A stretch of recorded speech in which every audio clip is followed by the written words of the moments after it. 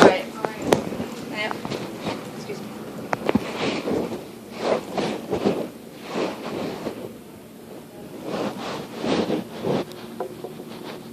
Mr. Waters. I came to talk to you about some stuff. Last Friday I was a bit upset because I'm totally listening. I'm just finishing up a couple of things here. Go ahead. okay, is that we have two CCK classes, and last May, I applied for one of the aide positions, and of course I didn't get it. And then so that they're in their last Friday. Miss Learman was probably doing some prep work, but Miss Gold, was in there with her aide and the other three aides, and so Pat and June are doing a lockdown practice. This wasn't part of the lockdown that we had actually earlier. The lockdown practice we had earlier. This is something that they're doing with all the first grade and younger classes, pretty much. They're doing making sure every one of them knows how to do a lockdown, Sure. in the library. But anyways, and so three of these aides are standing around doing absolutely nothing, when they're trying to do this lockdown, and so their students are obviously sitting down there and doing nothing. And the thing that I'm thinking is that I'm certainly better than that. I would at least not be standing there like a bump on the log, and June and Pat, they'll verify that that's exactly what happened. They stood around and they did nothing while Pat was trying to get them in this area that they're supposed to be during lockdown, and so it's like what, It's frustrating for you, wasn't it? well, yes, because I know that I know for a fact that I'm better than that, and for me to not even be given a shot, inside a classroom. I've been volunteering for almost a full school year because I was delayed a month, last school year, getting my fingerprints through and stuff like that.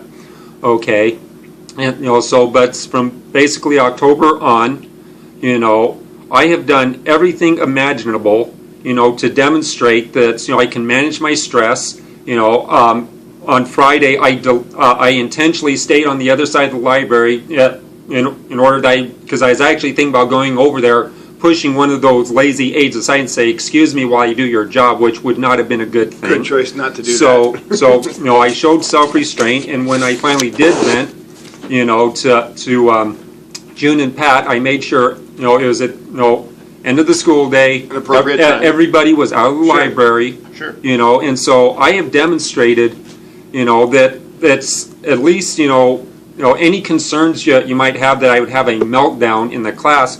Shoot, there is far more stress in that library than is in any kind of special ed classroom. Like I said, I did this, my junior and senior year of high school. Right. So I know about the expectations in a special ed classroom, and they aren't near as demanding as that library. And so, right now, I did my interview last Thursday, with the district for a variety of positions that are going to be coming open. They didn't say how many. And they didn't even Was get. that with Lydia Garcia? Um, That's who organized it, right? I forget, who the ladies were that interviewed me. But basically, this is there's like a dozen schools district wide. Because you have an application in and you got a letter about the. Right. And I went and I interviewed, and Good for I'm you. going to be doing my parapro next Tuesday. Okay. As soon as I get my next check. So I already told June that I'm not going to be able to come in on Tuesday, so I can do my parapro. Okay. And I got the practice exam, and I know I can blow through it, so I'm not at all worried about that. But nevertheless, all these jobs are coming available, and I have no way of proving to them that I can handle it in a classroom. What they have is a resume that avoids the subject of my work history like the plague, because it's bad. you know, Which for I think reasons. is a good strategy. Yeah, you know, and I gave, you know, well, yeah, I gave you a copy of that resume, and I actually upgraded it a little bit. You know, added a few more things. Good for you. You know, but nevertheless, you know, they're going to have somebody with no history, no known history of working with special ed students versus other, you know, other applicants who can show a history, and I don't see how you stand a chance. We don't have any idea what the rest of the applicant pool looks like. The Right. only thing you can worry about, Jason, is making sure that you take care of what you're supposed to do, which Right. is what you did. So don't worry about Yeah. the others. So, But as far as, you know, I understand your frustration. I hear your frustration. I guess my answer would be this, Jason. You didn't get in this position overnight. Likewise, you're probably not going to get out of it overnight. So keep hanging in there. Keep doing what you're doing. As time goes on, I think a way to fill that gap that you're talking about is to ask, let's say, June for a letter of recommendation where she can talk specifically about the skills that you have and the history that you have in there. Does that make sense? Yeah, she can verify that I have stress management. Right. Okay, and you know, but as far as you know,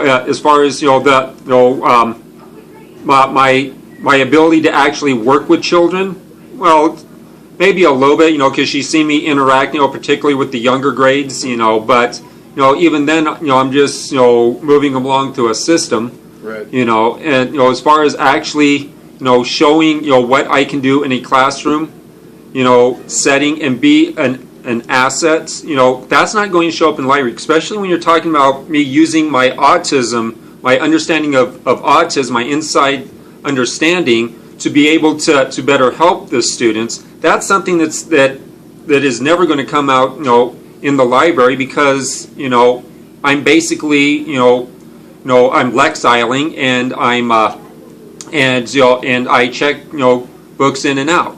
You know, that there's absolutely no chance for me to demonstrate my strengths, that these strengths can only be demonstrated in a classroom. And unfortunately, that opportunity hasn't arisen for you yet. Well, yeah, if I got one of these teachers to sign on to it, you know, which hasn't happened yet. So yeah, but if I go and approach these teachers and get them to officially say that they want me, you know, like Miss Economopoulos, you know, said that she was interested. Well, teachers don't have the hiring authority. Well, no, not hiring authority, but I'm talking about, you know, as a volunteer, you know, to volunteer in their room, you know, because there are no positions, you know, available at the school. I think if that no were professional to work positions. out for you, that would certainly be an option you could do. You know, and so, well, why can't I approach these teachers right now? And if they're willing to have me come into the classroom, you know, that, you know, and be their substitute or not substitute, no, their volunteer. Who are you thinking of? Basically, any of the special ed teachers, you know, from preschool to second grade. I will put out an email to them. So you're not contacting them, I am. Deal? Okay. And we'll see how it goes. All right. Okay. I got to get outside and do duty. Thank you, sir. Okay. Appreciate you. Yeah.